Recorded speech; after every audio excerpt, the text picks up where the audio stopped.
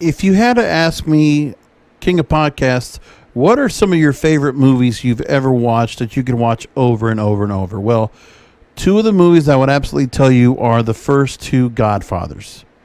They are amazing pieces of film, of screenplay, storytelling, characters, everything. All the things I love in a movie, Godfather 1 and Godfather 2 have. And for the longest time, I never watched Godfather 3. And I have yet to ever watch the whole movie front to end.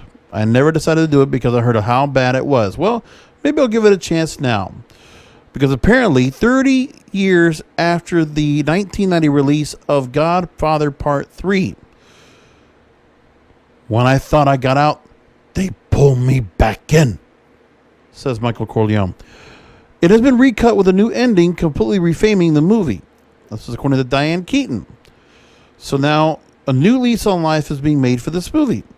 The movie has been recut and has been refamed, according to Diane Keaton, the legendary actress who played Kay in all three films.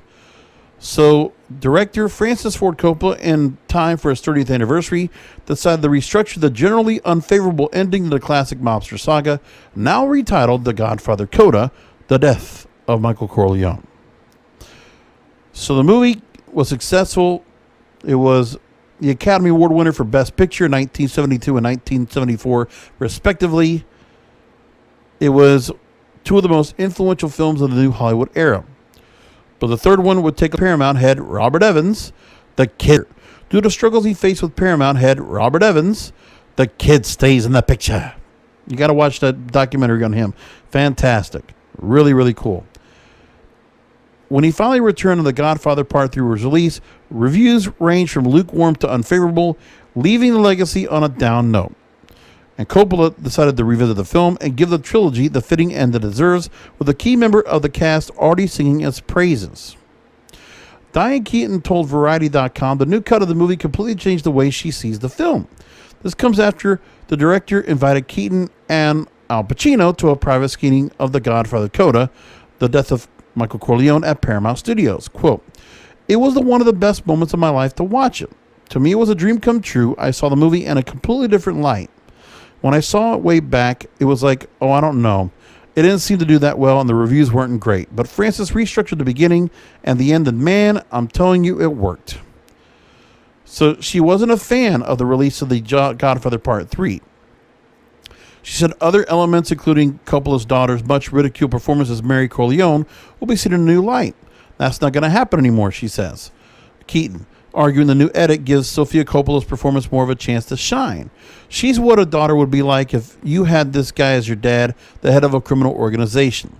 She was not so sure of herself and is kind of quiet, kind of haunted. I thought she was fantastic. So Coppola going back in time and tinkering with his masterpiece is far from a new event.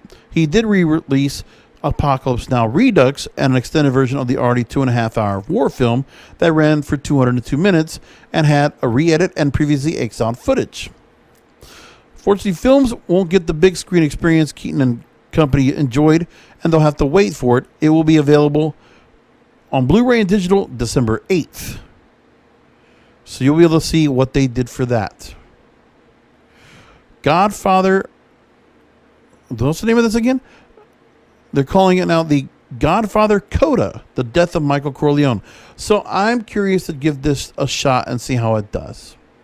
I don't know about you, but, you know, if they're able to take the feature and the film and the way the back and forth was, and, you know, Coppola in his normal form gets to have the creative control that he had before, then he gets to have the movie he originally intended to have, that would be great.